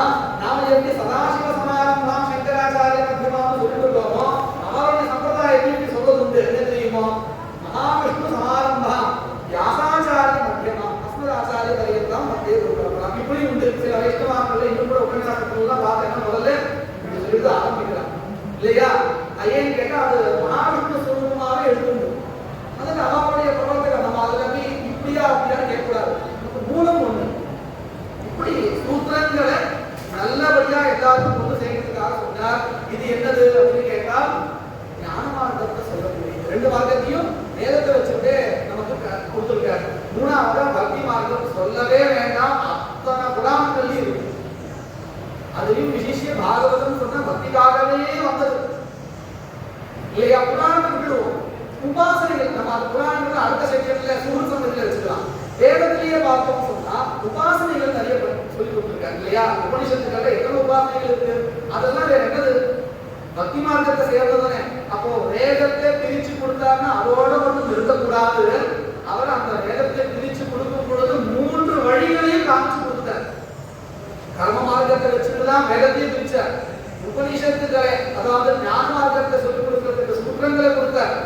பக்தி மார்க்கங்களை சொல்றதுக்கு உபாசனைகளையும் நமக்கு அந்த சூத்திரங்களையும் உபாசனைகள் உண்டு. வெறும் ஞானம் சொன்னா ஞானம் உபாசனை அடுத்த கட்டத்துல ஞானம் அந்த உபாசனை மூலமாக கொண்டு போயிருக்காரு. அப்படிங்கிறதுனால பக்தி மார்க்கம் இருக்கு. இப்ப நம்ம பார்த்தது என்னது? பிரபு சம்ஹிதா. அடுத்து நம்ம சுரு சம்ஹிதால பார்க்கலாம். சுரு சம்ஹிதா நாம எது வச்சுக்கிறோம்னா புராணங்கள்ல வச்சுக்கலாம். இதுல நாம இந்த புராணங்கள் எப்படி நமக்கு தேவைங்கிறதுக்கு பல இடத்துல ஸ்லோகங்கள் இருக்கு. உங்களுக்கு அந்த ஸ்லோகங்களை நான் எழுதி வந்திருக்கேன். ஏன் சொன்னா ஸ்லோகங்களை கேட்டு புரிஞ்சுக்கலாம் அப்படின்னு. மத்ஸ்ய புராணத்துல இருக்கு. இந்த புராணங்கள் மட்டும் இல்லை, உப புராணங்களும் இருக்கு. எத்தனை புராணங்கள் இருக்கு? 8 அதுல என்னென்ன புராணங்கள்ல ஒரு சின்ன ஸ்லோகம் இருக்கு. அத்ரயம் மத்ரயம் சொல்லி அந்த ஸ்லோகங்களை வாசனை கேட்டு தெரிஞ்சுக்கோங்க. அது ஒரு காலமடக்கு மாதிரி ரொம்ப சுலபமா நீங்க நினைவு வச்சுக்கலாம் இல்லையா? பவிஷ்யத் புராணம், பாகவத புராணம், பக்ரையும் வந்துடும். இப்படி நீங்க அதை ஞாபகம் வச்சுக்கணும். காலமடக்கா சின்ன ஸ்லோகமே இருக்கு. தெரிஞ்சுட்டேன்னா சந்தோஷம். இப்ப தெரிஞ்சுட்டேன்னா என்ன கேட்டு தெரிஞ்சுக்கணும். இதுல மத்ஸ்ய புராணத்தை எப்படி சொல்லியிருக்காங்க? நம்ம வேதத்தை பிரிச்சிருக்காரு அப்படிங்கிறத நம்ம நல்லா கொண்டாடுறோம். அவர் இதையும் சேர்த்து தான் பிரிச்சிருக்காரு. எப்படி பார்க்கிறோம்? புராணமேகமேவாசி ததா கல்பாந்தரே அனக காலேன அக்ரஹணம் விஷ்வா. இங்கேயும் அதே சிக்கல் தான். வேதத்தை எப்படி நம்ம சொன்னோம் பெருசா இருக்குன்னு அதே சிக்கல் தான் இங்கேயும். புராணஸ்ய ததோத்தமா வியாசரூபம் அகம் திருத்வா. இது சொல்றது யாருன்னு கேட்டா விஷ்ணுவே தான் சொல்றாரு மத்ஸ்ய புராணத்துல. வியாசரூபம் அகம் திருத்வா உத்தராமி யுகே யுகே. அது எப்படி இருந்ததாம்? சதுர்லக்ஷ பிரமாணேன துவாபரே யுகே ததா அஷ்டசதா துத்வா பூதலேஸ்மின் பிரகாசதே. 18 நான் பிரிச்சு பண்ண போறேன் அப்படின்னு சொல்லியிருக்காரு. இதுல பக்தி மார்க்கா, கர்ம மார்க்கா, ஞான மார்க்கான்னு 3 இருக்குங்கிற சந்தேகமே இல்லை நமக்கு. சரி, இது ஏன் பண்ணணும், இப்படி ஏன் பண்ணணும் அப்படின்னு கேட்டா அதுக்கும் நமக்கு இங்கே பாகவதத்துல இது பிரமாணம் கிடைக்கிறது. ஸ்ரீ சூத்ர விஜ பந்தூனாம் ந வேதஸ்ரவணம் மதம் கேஷாமேவ ஹிதார்த்தாய புராணானி கிருதானி. இதுல இப்படி ஒரு விஷயம் வந்திருக்கு. யார் யாரெல்லாம் கேட்க முடியாதோ அவர்களுக்கு எல்லாம் வேதத்துல சொல்லப்பட்ட விஷயத்தை தெரிஞ்சுக்கிறதுக்காக புராணங்கள் சொல்லப்பட்டிருக்கு. அப்ப என்ன அர்த்தம்? வேதத்துல எந்த விஷயங்கள் இருக்கோ அதுதான் இங்க இருக்குன்னு. அப்ப நமக்கு அடுத்த சந்தேகம் வரும். வேதாத்தியனம் பண்ணியாச்சுன்னா புராணங்கள் படிக்க வேண்டாம் கூடாது. வேதாத்தியனத்தை பண்ணியாச்சுன்னா கூடாதுதான். வேற புராணம் வேண்டாம் தான். எப்போ வேதாத்தியனத்தை முழுக்க புரிஞ்சுட்டேன்னா அது முடியுமா? நமக்காக முடியுமா? சத்தியமா முடியாது இல்லையா? சாஸ்திரங்கள் படிச்சாலும் முடியாதுங்க. அப்போ அந்த வேதாந்தத்தை தத்துவதா தெரிஞ்சுக்கிறதுக்கு என்ன வேண்டியிருக்கு? புராணங்கள் வேண்டியிருக்கு. ஆக மொத்தம் எல்லாருக்கும் வேதே அதிகாரியா இருந்தாலும் அவளுக்கும் தேவைப்படுது, அனதிகாரியா இருக்கிறவளுக்கும் தேவைப்படுது. எது? புராணங்கள். அதனாலதான் புராணத்தை சொன்னா பஞ்சமோ வேதான்னு சொல்லி கொடுத்தாங்க இல்லையா? நாம் அதில் அலட்சியம் காட்டக்கூடாது. வேதத்துடைய தத்துவத்தை தெரிஞ்சுக்கிறதுக்கு இதுதான் சிறந்த வழி. ஏன்னு கேட்டா சுகுத் சங்கீதா இல்லையா? கதையை சொல்லிட்டு நமக்கு கொஞ்ச நேரத்துக்கு முன்னாடி அப்பா அம்மா கிட்ட நாம சமத்தை ஏற்படுத்தக்கூடாதுன்னு சொன்னதுக்கு கதை வேண்டியது இருந்தது. அப்படி நமக்கு கதை மூலமா அந்த சூக்ஷ்மத்தை சொல்லிக் கொடுக்கிறது எது? இன்னைக்கு பிராக்டிகலா ஒருத்தர் வந்து தர்மத்தை அனுஷ்டிக்கிறான்னு சொன்னா எல்லாரும் என்ன வேதத்தை படிச்சா பண்றாங்க, வேதத்தை படிச்சவாதான் எல்லாம் தெரிஞ்சுட்டு பண்றாங்க கிடையாது. ஆனா புராணத்தை படிச்சுட்டு நாம இப்படி பண்ணினா இருக்கலாம். திருவார்த்தை பரிபாலனம் பண்ணணும் அப்படின்னு தெரிஞ்சுக்கிறவா இல்லையா? அப்ப இந்த புராணம் வந்து இப்படி நமக்கு தேவையா இருக்குன்னு தெரிகிறது. அதனாலதான் இது என்ன சொல்றா? இதம்ஹி வேதைஹி சமிதம். சமிதம்னா சதுஷம் அர்த்தம். சமிதம் சம்பதம் எல்லாம் ஒரே சதுஷம் அர்த்தம். இல்லையா? இந்த பழம் வந்து எல்லாம் ஒரே அர்த்தம் தான். சமிதம், சம்மதம், சமிதம், சதுஷம் சமிதம் பவித்ரமபி சோத்தமம் ஸ்ராவ்யானாம் உத்தமம் சேதம் புராணம் ரிஷி சத்தமம். எப்படின்னு சொன்னா வேதத்தினுடைய ஒப்பானது இது, அதனுடைய சூக்ஷ்மங்களை சொல்லக்கூடியது. எത്ര மேற்கொண்ட அர்த்தம் என்ன சொல்றாங்க? எത്ര திருஷ்டம் ஹி வேதேஷு தத் சர்வம் லக்ஷ்யதே ஸ்ருதோ. வேதத்துல என்னெல்லாம் சொல்லப்பட்டிருக்கோ அதையெல்லாம் சங்கேபமாக ஸ்ருதிகள்ல சொல்லப்பட்டிருக்கு. உபயோஹோ எது ந திருஷ்டம், ஸ்ருதியிலும் ஸ்மிருதியிலும் எது தெரியலையோ அதுவும் இங்க சொல்லப்பட்டிருக்கு புராணத்துல, இல்லையா? அப்போ எவ்வளவு வசதியான இந்த புராணங்கள் அப்படிங்கிறது தெரியுது. அதை எல்லாத்தையும் நமக்கு பிரிச்சு கொடுத்துருக்க. இதுல நாம வந்து கர்ம காண்டத்தை பார்க்கலாம், பக்தி காண்டத்துக்காக பாகவதற்காக நம்ம பார்க்கலாம். தகர்த்தலு சம்பிரதத்தே சம்மோகாய சுதத்விஷா. ஏன் அந்த புராணம் பண்ணினார் அப்படின்னு கேட்டா அதுக்கு காரணம் சொல்ற. எல்லா புராணங்களும் இருக்குதான், ஆனா இந்த கலியுகத்துல ஏமாந்ததுக்காகவே விஷ்ணுவே ஒரு அவதாரம் பண்ணினார். யாரு? சுதத்விஷா. இந்த தேவர்களுடைய எதிராக அகற்றர்கள் அவர்களை ஏமாத்துறதுக்காக இந்த கர்மா என்ன இருக்குது, மோட்சம் இருக்கு, சரீரத்தை வந்து ஏதாவது ஆத்மா உண்டா? நம்ம ரொம்ப வெறுத்துட்டோம் வச்சுக்கோங்களேன், நம்மளே அதுதான் சொல்லுவோம். யாரும் ஒப்பிக்க வரான், தப்புதப்பா ஒப்பிக்கிறான். வாத்தியார் என்ன சொல்றேன், ஒப்பிக்க வரான், தப்புதப்பா ஒப்பிக்கிறான், அவன் சொன்னாலும் கேட்க மாட்டேங்கிறான். நான் ஒப்பிட்டுதான் ஆரே சொன்னாங்க. என்னடா ஒப்பிச்சு பண்ண போறேன், ஒரு மாதம் பரீட்சை எப்படி வரா அப்படின்னு சொல்லுவோம், இல்லையா? அது அவன் மேல இருக்கிற பாசம் இல்லை. அவன் தப்புதப்பா ஒப்பிக்கிறான், போனாலும் போக மாட்டேங்கிறான். அப்ப என்ன பண்றது? அவனுக்கு ஒரு திருப்தி ஏற்படுத்தி அமைச்சு வைக்கிறான். அப்படிதான் இந்த போதாவதாரம் வந்துருக்கான். அவதாரங்கள் என்ன பண்ணிட்டா தேவர்கள் மாதிரியே கர்மாக்களையும் தர்மங்களையும் பண்ணிட்டு நல்ல சுத்தி கொடுத்துட்டா வந்தா பரவாயில்லை. அதனால ஒரு கெட்டவன் நல்லா ஆகுறாங்க, கண்டிப்பா ஆகலாம். ஆனா அதை வச்சு நம்ம கெட்டதை பண்ண ஆரம்பிச்சு நல்லது பண்ணா பரவாயில்லை. தர்மங்களை பண்ணி சக்தியை சம்பாதிச்சுட்டு முரடனுக்கு பலம் வந்தா என்ன அவங்க போவோம், டக்குனு தள்ளி போவோம். ஏன்னே தெரியாது. ஏன் அவனுக்கு அந்த சக்தி வந்திருக்குங்கிறத காமிச்சுக்கிறதுக்கு அவனுக்கு வழி கிடையாது. அதுதான் கட்டம். நல்ல ஒரு சாத்தியமா இருந்து பலம் வந்தா அந்த மற்றவாளுக்கு உதவி பண்றதுக்கு பண்ணுவாங்க. ஏதோ நாம சமையல் பண்ணா ஹெல்ப் பண்ணலாம். துஷ்டத்துக்கு வந்ததுதான் கஷ்டம். அப்படி ஒரு நிலை. இப்ப அசுராவோட நிலைமை அப்படி ஒரு அதை ஏமாந்ததுக்கா என்ன பண்ணாரா? ததர்கலு சம்பிரவருத்தே சம்மோகாய சுதத்விஷா புத்தோனாம்னா ஜனசுதா ஜெயினஹான் ஜனசுதா கீகடேஷு பவிஷ்யதி அப்படின்னு சொன்னார். இது ஏமாந்ததுக்காக ஒருத்தன் வருவார், அதனால நல்லவாளும் மாறிட்டான். அதுதான் பிரச்சனை. அவனை ஏமாந்ததுக்காக பண்ண போயிட்டு நல்லவாளும் என்ன பண்ணிட்டாங்க, அனுமானிட்டாங்க விட்டாரா. அதை சரி பண்ணதுக்காக புராணத்துல கதைகள் சொல்ல ஆரம்பிச்சுட்டேன். அப்படின்னு இந்த புராணனுடைய ஒரு கதை இல்லை. இன்னொரு வேடிக்கை என்ன கேட்டா, கிருஷ்ணர் அவதாரம் எடுத்தாருன்னு சொன்னா லோக ரகணத்துக்காக எடுத்தார். எப்போ எடுப்பார்னு கேட்டான். நல்லா கஷ்டப்படணும் இல்லையா? நல்லவா வந்து கஷ்டப்படணும், அடி வாங்கணும், எல்லாம் வாங்கி சாப்பிட்டு தான் கட்டினாதான் வருவார். அப்படிதான் நம்ம கதையில கேட்டுருக்கோம். ஆனா வியாசம் மாற்றம் அப்படி இல்லையா? ஏன்னு கேட்டா முன்னாடியே வந்து இவன் எங்க ஏமாந்து போறானோ, ஏமாந்து போயிட்டு அடி வாங்க போறானோ, அதுக்கு முன்னாடியே நம்ம அவனை காப்பாற்றணும் அப்படின்னு நினைச்சிட்டு என்ன பண்ணாரா, முன்னாடியே பிரிச்சுட்டார். ரொம்ப ஜாகிரதையா முன்னாடி வந்துட்டார். இப்ப நினைச்சு பாருங்க, மற்ற எல்லா அவதாரத்தை காட்டிலும் வேதவியாச அவதாரங்கிறது நம்ம தடுப்பூசி மாதிரி கொரோனா வளர்ச்சி போடுற மாதிரி எவ்வளவு வசதியான அவதாரம் இல்லை. அப்படி வந்து நமக்கு புராணங்கள்லாம் பண்ணியிருக்கார். இன்னொன்னு வியாசர் அவர் வந்து யாருடைய வர்ணனை கொடுத்தாரு கேட்டா பகவானுடைய வர்ணனையை கொடுத்தார். அவர் இல்லைன்னு சொன்னா பகவானுடைய வர்ணனைகள்லாம் சொல்லி தேடுறது. தன்னுடைய அவதாராந்தரத்தை வர்ணிச்சு அவரே காரணம் பண்ணிருக்கார். நமக்காக நம்முடைய இதத்துக்காக வாத்தியார் சொன்னார் இல்லையா, ஒரு வாத்தியார் இருக்காங்க, பரவாசாலையெல்லாம் அபிஷேகம் எல்லாம் பண்ணிட்டு இருக்காங்க. டெய்லியும் 3 வேலை பண்ணிட்டு இருக்காங்க. எவ்வளவுதான் பண்ணிட்டு இருக்கா பாவம். காஞ்சிபுரத்துக்கு போயாச்சு நம்ம பார்க்கலாம். எப்போதாலும் நான் அப்படிதான் இருக்கான். அவனுக்கு என்ன வேண்டி இருக்கு, அவளுக்கு ஏதோ பணம் காசு வேண்டி இருக்கான். அப்படியே பண்ணணும். ரெண்டே 2 காரணம், லோகஹிதம். இன்னொன்னு மற்றவாளுக்கு காமிக்கிறதுக்காக. எனக்கு ஒண்ணும் கிடையாது, நான் சன்னியாசி, எல்லாத்தையும் விட்டுட்டேன், கர்மாக்களே விட்டுட்டேன், நான் ஏன் பண்ணணும்னு நினைச்சு வேற யாராவது சொன்னா முடிஞ்சு போச்சு. ஆனா அந்த ஒரு பக்தி நமக்கு வருமா அப்படின்னு கேட்டா வராது. பண்ணி காமிக்கும் பொழுது சிலது இதுதான் நாடகம். ஆனா இந்த நாடகம் நல்லது இல்லையா? நான் வாத்தியார் வந்து பாடசாலைக்கு வந்தாச்சுன்னு சொன்னா 4 மணி நேரம் இருக்கும் பொழுது 4 மணி நேரம் நடிக்கணும். கொட்டாவி வருதுன்னா கை வச்சாகணும். ஒருவேளை கை ஏதோ வலிக்குதுன்னு சொன்னா கூட அப்படி இருக்க முடியாது. பாவம் சின்ன பையன் இருக்கா அதை ஃபாலோ பண்ணுவான். நீ வச்சாச்சுன்னா நடிச்சாச்சுன்னு சொன்னா ஃபாலோ பண்ணுவோம்.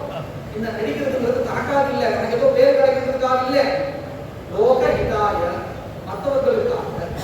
இப்படி பகவான் வியாசர் என்ன பண்ணாருன்னு கேட்டா, பகவானுடைய அத்தனை வர்ணனையும் பண்ணாரு. எதுக்காக? தன்னுடைய ஆத்ம புராணத்தை பார்க்கறதுக்காக. இந்த புராணங்களால மத்தவா கதை செய்வார் அப்படிங்கிறதுக்காக. இதுல நம்ம பக்தி மார்க்கத்தை பார்த்தோம்னு சொன்னா கலோ பக்தி ரேகா விசிஷ்டான்னு நமக்கு பிரசித்தமா தெரிகிறது.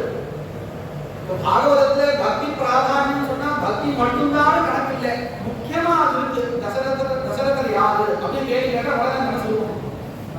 ராமனுடைய அப்பா இல்லையா, லட்சுமணனுக்கு அப்பா இல்லையா, பரதனுக்கு அப்பா இல்லையா அப்படின்னு கேட்டா பிராதானியன விவகாராக பவந்தி.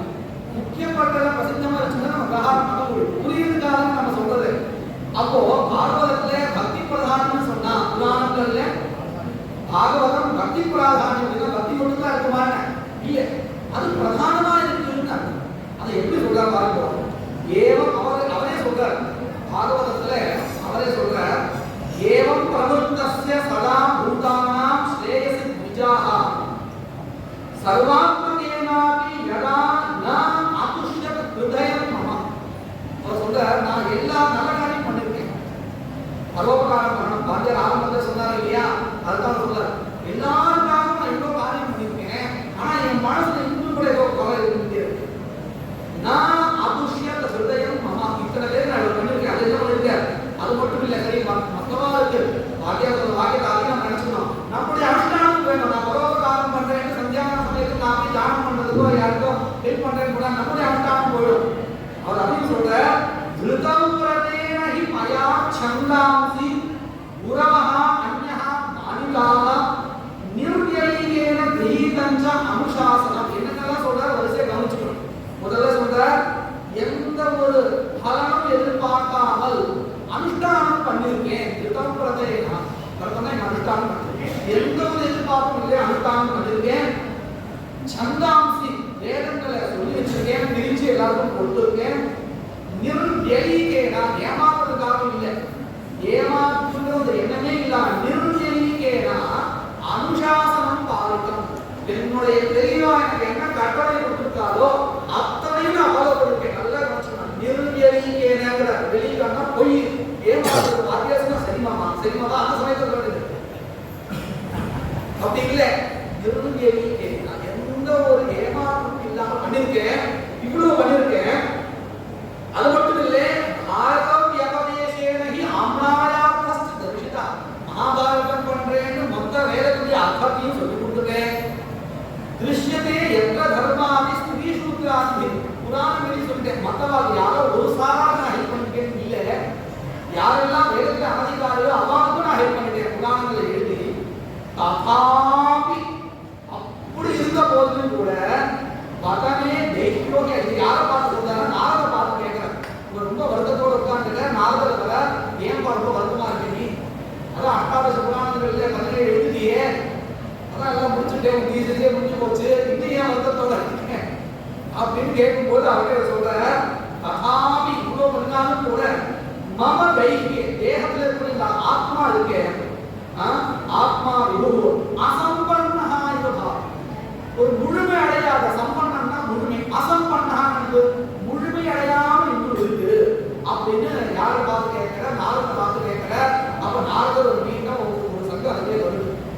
அவர் உபதேசம் பண்ற, ஏன் உனக்கு இந்த ஆத்மாவில ஒரு திருப்தியானது ஏற்படலை அப்படின்னு சொன்னா, அது அவர் சொன்ன மொத்தத்தை சாரத்தை நான் ஒரு வாக்கியத்தை சொல்றேன். நீ எல்லாத்தையும் பண்ண, பக்தியை பண்ணல. நான் எதையும் பண்ணல, பக்தியை பண்ணேன் இல்லையா? நீ எல்லாத்தையும் பண்ண, பக்தியை பண்ணல. சுவாமி நீ சுவாமியை பத்தின குண வர்ணனங்கள் நீ பண்ணல, உனக்கு ஆத்மா திருப்தி அடையல. நான் எதையும் பண்ணல, நீ பண்ண மாதிரி புராணங்கள் எழுதல, பாரதங்கள் எழுதல, ஒன்றும் பண்ணல. ஒன்னே ஒண்ணுதான் பண்ணினேன், பக்தியை பண்ணினேன். சர்வகாலத்தை எதாவது பண்ணினேன், எனக்கு ஆத்மா திருப்தியா இருக்குன்னு புரிஞ்சுங்க. இதுதான் காரணம். நான் திருப்தியினுடைய ஆத்மா இன்னும் அசம்பந்தமா இருக்கிறதுக்கு பகவத் குணங்களை நான் பாராட்டல. அவரே சொல்ற கிம்வா பாகவதாக கர்மாக ந பிராயேன நிரூபிதாக.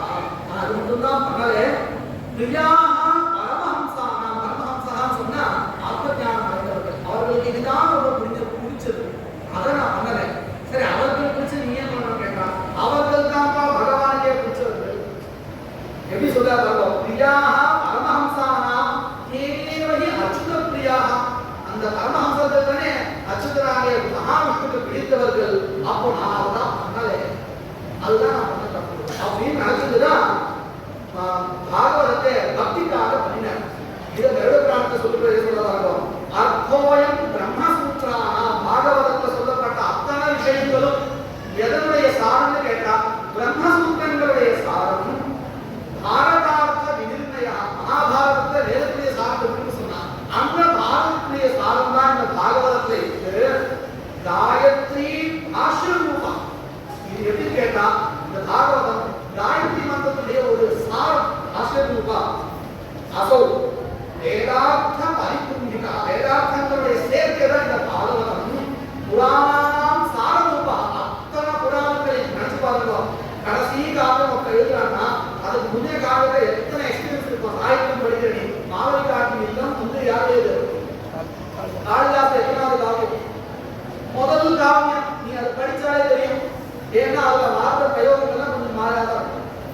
இதே நீ அவிஞான சாகுபத்தை படிச்சு பாரு, அற்புதமா இருக்கும். ஏன் அப்படின்னா அப்போ மெச்சூர் ஆகிட்டாரு. மாவரி காட்டி யுத்தத்துல வர்ணைய நம்ம எதிர்பார்த்தா இருக்கும். நம்மளுக்கு உத்கிருஷ்டமா நம்மளுடைய கடைசி காலத்துல ஒரு காவியத்தை எழுதணும்னா பயங்கர எக்ஸ்பீரியன்ஸ் தான் ஆயிடுது. அந்த மாதிரி மாவரி காட்டி இருக்கும். அவிஞான சாகுபத்தை வர முடியாது, சமப்படுறாங்க. அப்படி மெச்சூரா இருக்க 17 புராணங்கள் எழுதி 18ஆவது பாரதம் எழுதிட்டாருன்னா அந்த 17 சாராம்சம் இதுல வந்திருக்குன்னு தெரியுது அப்படின்னு கருட புராணம் இதுல நாம பார்த்து என்னதுன்னு கேட்டா இந்த ஸ்லோகங்களோ இந்த புராணங்களோ பார்த்தோமே இதுல இதை பத்தி சுஹுத் சம்ஹிதா, அடுத்து காந்தா சம்ஹிதா 57வது நிமிஷம் இன்னொரு 5 நிமிஷம் எக்ஸ்ட்ரா எடுத்துக்காங்க. இதுல மகாபாரதம். இந்த மகாபாரதம்ங்கிறது காந்தா சம்ஹிதா காவியம்ங்கிறது ரொம்ப அழகா நமக்கு பிடிச்ச மாதிரியே சொல்லிட்டே வரும். இதுல இல்லாத தர்மங்களே கிடையாது அப்படின்னு சொல்றாங்க. எழுதப்பட்ட வேதம் வேதத்தாலே எழுதப்பட்டதில்லை. எழுதா பீடன்னு சொன்ன தமிழ்ல ஆனா இது எழுதப்பட்ட வேதம் அப்படின்னு அர்த்தம். வேதத்துக்கு ஒப்பானது. இது என்னெல்லாம் இருக்கு பாருங்க. யக்ஷபட்னா, மதுரபட்னா, விதுரநீதி, பகவத்கீதை ஒன்று போலாத நமக்கு வேதத்துக்கு சமமா இருக்கக்கூடியது. பக்தி மார்க்கத்தை சொல்றதுக்கு விஷ்ணு சஹஸ்ரநாமம், சிவசஹஸ்ரநாமம் இப்படி பலது இருக்கு. இது இல்லாததே கிடையாது. மகாபாரதத்துல லட்சம் ஸ்லோகத்துக்கு அத்தனையும் இருக்கு. இதுக்கு வேடிக்கையாக சொல்லலாம், இதுக்கு பாரதம் தான் பேரா. என்ன பேரு? பாரதம். ஆனா மகாபாரதம் அப்புறம் பேர் வருதான். ஏன்டா அந்த பேர் வந்தது கேட்டா அதுக்கு ஒரு சமத்காரமா ஒரு ஸ்லோகம். சத்வாரஸ்ச ஏகதா வேதாஹ பாரதஞ்ச ஏவம் ஏகதா ததா புராணிக சுரை சர்வே சமஸ்யா புலயா புதம். என்ன பண்ணாரா இந்த புராணத்துக்கு என்ன சொல்லுவாங்க, சுலாபாரம் சொல்லுவோம் இல்லையா, சராசம் சொல்லுவோம். அதுல ஒரு பக்கத்துல 4 வேதங்களை வச்சாரா, ஒரு பக்கத்துல பாரதத்தை வச்சாரா. என்ன ஆயிடுது அப்படின்னா அதுவும் 4 எப்படி வச்சாரா சதுர்பியஸ்ஸ ரஹஸ்யேபியா. அதாவது சாமவேதத்தை வச்சு சொல்லியிருக்கா மற்ற வேதமா சொல்லிக்கிறோம். வெறும் மூலம் மாத்திரம் இல்லை, என்னெல்லாம் விகிருதி பாடங்கள் இருக்கும். ரகசியப்பட விகிருதி பாடங்கள் இருக்கு. அந்த ரகசிய பதம் விகிருதிக்காக சொல்லப்பட்டது. எந்தெந்த வேதங்கள்ல விகிருதிலாம் இருக்கோ அத்தனையும் சேர்த்து வச்சாராம். சதுர்பியஸ்ஸ ரஹஸ்யேபியா. அப்ப என்ன அடுத்து வேதே யோகிகம் தவா. ஒரு பக்கம் அந்த வேதத்துக்கு அந்த மேல போயிட்டு மகாபாரதம் கேள்வி அந்த அளவுக்கு வசதியா ஆயிடுச்சுன்னு மகாபாரத வசதியா சொல்லிருக்காங்க. அன்னிலிருந்து என்ன ஆயிட்டான் அது சொல்ல பார்த்தோம். ததா பிரபுதி லோகேஸ்மின் மகாபாரதம் உச்சதே. வெறும் பாரதம் மகாபாரதம் ஆயிட்டான். அவ்வளவு அழகா இருக்கு இல்லையா? இதுதான் அது மகாபாரதத்துல அத்தனை விஷயங்கள் இருக்கு அப்படிங்கிறத தாற்பயம். இதுல என்னெல்லாம் இருக்கு? அர்த்தசாஸ்திரம் இதம் புண்ணியம், தர்மசாஸ்திரம் இதம் பரம், மோக்ஷசாஸ்திரம் இதம் புரோக்தம், யாசேன அமித புத்தினா தர்மே ஹ்யர்த்தே ச காமே ச மோக்ஷே ச பரதர்ஷபா. தர்ம விஷயமாகட்டும் அர்த்த விஷயமாகட்டும், ராஜாவை பற்றின விஷயங்கள் நிறைய வருது இல்லையா, ராஜ்யத்தை பற்றின விஷயங்கள் வருது. அர்த்தஸ்ட மோக்ஷே ச ஞானத்துக்கும் தேவையா இருக்கு. இப்படி எல்லா இங்க இருக்கக்கூடிய அத்தனை விஷயங்களுக்கு இது எதிக அஸ்தி. இது சம்பந்தமா எந்த விஷயங்கள் இங்கு இருக்கோ அது எல்லா இடத்துலயும் சொல்ல முடியாது. எதிக அஸ்தி எது இங்க இருக்கோ அது எல்லா இடத்துலையும் சொல்ல முடியாது, நீங்க மட்டும் தான் கிடையாது. சரி பரவாயில்ல. ஏதிஹ நாஸ்தி, இங்க இல்லாத இன்னொரு இருந்தாலும் அது ஒரு கௌரவம் தானே கேட்டா. ஏதிஹ நாஸ்தி, எது இந்த மகாபாரத சொல்லப்படலையோ வேற எங்கேயும் கிடைக்காது அப்படின்னு அர்த்தம். எல்லா இடத்தும் சொல்லப்பட்டது இங்க இருக்கு, இங்க இல்லாத எங்கும் இல்லை அப்படின்னு. ஏதிஹ நாஸ்தி நகத் வச்சித் யத் நா இஹ அஸ்தி நகத் வச்சித். அவ்வளவு அழகா இருக்கு ஸ்லோகமே, எவ்வளவு அழகா இருக்கு இல்லையா? இப்படின்னு இந்த வேதத்துக்கு சமமானது அப்படின்னு இதமி வேதை சமிதம் பவித்ரம் விசோத்தமம். அதனால என்ன பண்ணுவா, யாசோச்சிஷ்டம் ஜெகத் சர்வம். யாசோச்ச உச்சிஷ்டமானது அவர் தொட்ட மீது அந்த உலக அத்தனை பதார்த்தங்கள் அவரால் சொல்லப்படாத விஷயங்களே கிடையாது அப்படிங்கிறதுக்காக யாசோச்சிஷ்டம் ஜெகத் சர்வம் இப்படி சொல்லப்பட்டு இது வந்து நாம் எதை சேர்க்கிறோம், காந்தா சங்கீத சேர்க்கிறோம். இங்கேயும் கர்ம விஷயமாகவும் இருக்கு, அதாவது அர்த்தேச்ச காமேச்சன்னு சொன்னோம். இப்போ நாம மூணுலையும் பார்த்துருக்கோம். பிரபு சங்கீதை எடுத்து வேதத்தை பார்த்தோம், அதுலயும் கர்ம மார்க்கத்தையும் பக்தி மார்க்கத்தையும் ஞான மார்க்கத்தையும் சொல்லிட. அடுத்தது சுகுர் மார்க்கத்தை புராணங்களை பார்த்தோம், அதுலயும் அப்படிதான் காந்தா சங்கீதையாவது மகாபாரத காவியத்தை எடுத்துட்டு இருக்கோம், அதுலயும் இருக்க. அதனால அந்த ஆதி கவிதையும் பேரு இல்லையா? இவர் பத்தி இன்னும் கரெக்டா மணி நான் எடுத்து ஒரு எடுத்து புராணத்தை வச்சிருந்தேன். 5 நிமிஷம் அவருடைய விழாவை பத்தி நான் சொல்ல போறேன். 60 நிமிஷம் ஆகுது. இதுல நம்ம ஒரு விஷயம் பார்க்கணும், இவருடைய பிராமணியம் எந்த அளவுக்கு சொன்னா வேதமே அவர் போடுறது.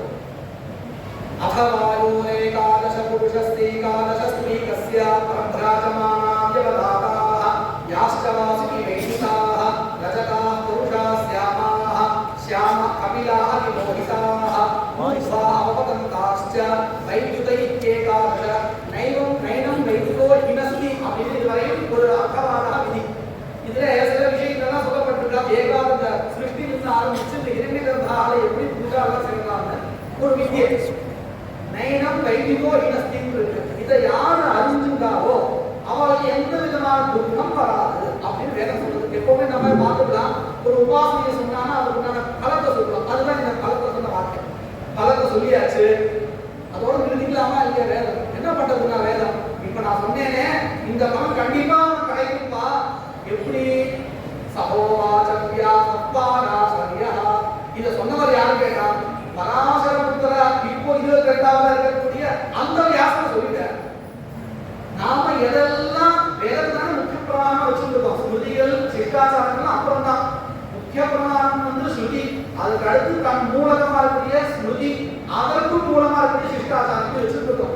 நாம எந்த பிரமாணத்துக்கு ரொம்ப உயர்ந்ததுன்னு வச்சிருக்கோமோ அந்த வேதனை என்ன பண்றது, நான் சொன்ன தொழில வியாசரே சொல்லிட்டார்.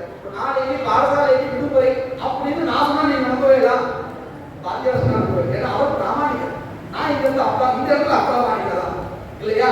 அப்ப நான் உங்களை ஏமாத்துறதா இருந்தாலும் கூட நான் இப்ப உங்களை ஏமாத்தணும்னு நினைச்சிருந்தேன், நீங்க சந்தோஷமா இருக்குன்னு நினைச்சிட்டு நாளைக்கு விடுமுறை சொல்லிட்டேன் அப்படின்னு பாத்தியார் சொன்னான்னு சொன்னா நீங்க நம்புவேன். என்னை விட ஒரு பிரதானமா இருக்கக்கூடிய ஒருத்தர் காமிக்கணும் இல்லையா? அப்படி வேதா பிரதானம், அதுவே இன்னொரு ஒருத்தர் பிரதானம் காமிக்கிறது. யாரை காமிக்கிறது? வியாசரை காமிக்கிறது. அப்ப அவருடைய புகழ் வந்து வேதனை இப்படி கொண்டாடுறது இல்லையா? இப்படியாக அவருடைய மகிமையை கொடுத்த நேரத்தில் முடிச்சிருக்கேன். நான் முதல்ல ஒரு விஷயம் சொன்னேன், கடைசியில ஏன் இந்த வியாச பூஜையை கொண்டாடுறோம் அப்படின்னு சொல்லணும்னு நினைச்சிருக்கேன். ஏன்னா அது பல பேருக்கு தெரியறதுன்னு நமக்கு அது கொஞ்சம் சிரமப்பட வேண்டியதா இருக்கு. இந்த தரிசோத்தர புராணத்துல ஒரு கதை ஒன்று இருக்கு. வேதநிதினு ஒரு பிராமணன், வேதவதினு ஒரு அவருடைய மனைவி. இந்த 2 பேருக்கு குழந்தை முடியும். காசில இருக்கக்கூடியவர். அவ என்னென்னவோ பயிர்களெல்லாம் பண்ணிருக்கா, ஆனா குழந்தை பிறக்கல. அப்போ ஒருத்தர் இப்படி சொல்லியிருக்க, வியாசர் வந்து பிரதிதினம் கங்கையில ஸ்நானம் பண்ணி சிவதர்சனம் பண்ணிக்கிறாரு போல. ஆனா அவருக்கு ஒரே ரூபத்தோட வரதில்லை, வெவ்வேறு ரூபத்தோட வரா. நீங்க அவரை பார்த்து அனுகிரகம் வாங்கிட்டு கூட உங்களுக்கு தேவையானது கிடைக்கும் அப்படின்னு சொல்றாரு. இவர் என்ன பண்ற, நம்ம நேரா ஒரு தெளிவாக போய் கவாதம் வந்து வரம் பண்ணுவோம் அப்படிலாம் கேட்க முடியாது. முதல்ல அவர் சந்திப்பி பண்ணணும். அவருக்கு நம்ம மேல ஒரு நல்ல அபிப்பிராயம் வரும். அதுக்காக என்ன பண்ற, கங்கை கரையில அவர் வந்து சன்னியாச வேஷத்துல வர. சன்னியாசத்தை வேஷத்தை வரும் பொழுது நமஸ்காரம் பண்றார். விடவே மாட்டீங்க அந்த வேலைக்கு, நீங்க எங்காவது வந்தே ஆகும்.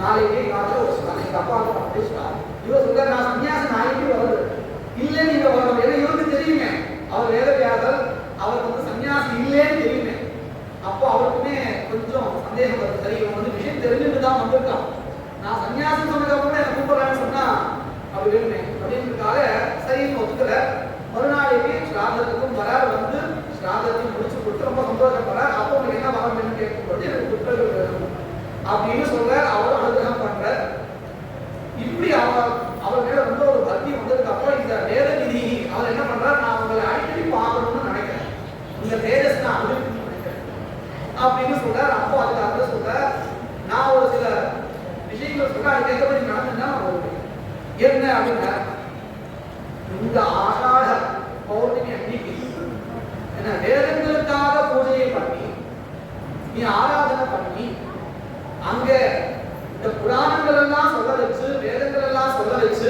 ஏன்னா அவர் பண்ணின காரியம் என்னது ஒரு காவியம் எழுதிட்டார் ஸ்ரீகிருஷ்ணா வந்து காவியத்தை கொண்டு கொடுத்துருக்காங்க நான் படிச்சு பார்க்கணும் அவன் சந்தோஷம் அப்படியே ரொம்ப நல்லது அப்படின்னு ஓர வச்சானா மனசு கஷ்டமாகும் இல்லையா பண்ணின காரியங்களை நல்லபடியா இன்னும் யூஸ் பண்ணுறதுக்காக வேதவியாசத்தை சொல்லியிருக்கேன் இப்படியெல்லாம் நீங்க புராணங்களையும் வேதங்களையும் சொல்லி பூஜையை பண்ணி கொண்டாடினால் நான் கண்டிப்பா வருவேன் அப்படின்னு சொல்லியிருக்கார் அன்னையிலிருந்து தான் இந்த வியாச பூர்ணிமான்னு ஆரம்பிச்சதாக சில ஸ்லோகங்கள் பரிஷத் புராணத்தில் கிடைக்கிறது மம ஜென்மதினே சம்யக் பூஜனீய பிரயத்னதः ஆஷாட சுக்ல பக்ஷேது பூர்ணிமாயாம் குருவாசம் சேர்த்து சொல்லியிருக்கு வாசனம் ஆகும் பூஜனீயோ விசேஷேன வஸ்திராபரண தேடுகி வஸ்திரங்கள் ஆபரணங்கள்லாம் பசுக்களையும் வச்சு பூஜையை பண்ணணும் ஹர புஷ்பாதினா சம்யக் ரத்ன காஞ்சன சன்னிகைஹி ஆபரணங்கள்லாம் எப்படி இருக்குன்னு சொல்லியிருக்கார் தட்சிணாபி சுபுஷ்டாபி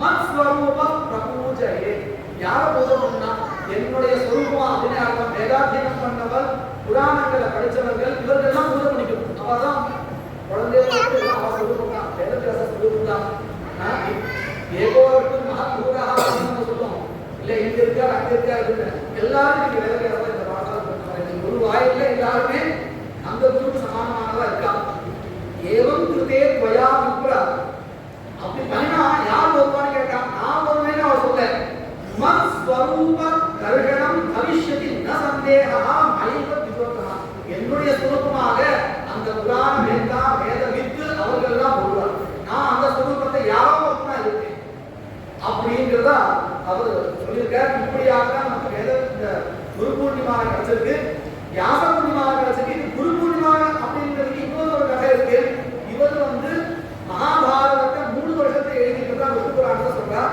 அதை ஆரம்பிச்ச நாள் அந்த ஆரம்பிக்கும் போது அவர் என்ன பண்ணினாரா இந்த கிரந்தம் நிர்விக்னமா பரிசமாப்தி ஆகணுன்றதுக்காக அவர் குரு பூஜையை பண்ணித்தான் ஆரம்பிச்சார் அவர் ஏன் பண்ணா விஷ்ணு குரு அவர் ஏன் பண்ணா லோகத்துக்கு காமிக்கணுமே ஒரு காரியம் பண்றதா இருந்தா உங்களுடைய குருவை நீ நினைக்கணும் அப்படின்னு அவரே அதை பண்ணி காமிச்சதுனால இன்றைய தேதியில இதுக்கு குரு பூர்ணிமான்னு இன்னொரு ஒரு பேரும் கிடைச்சதாக இப்படி இந்த நாள்ல வியாசருடைய மகிமையும் அவருடைய சரித்திரத்தையும் தெரிஞ்சுக்கிறதுக்கு நமக்கு ஒரு நல்ல வாய்ப்பு ஏற்படுத்தி கொடுத்த அனைவருக்கும் என்னுடைய நன்றிகளை இருக்கிறதாக்கி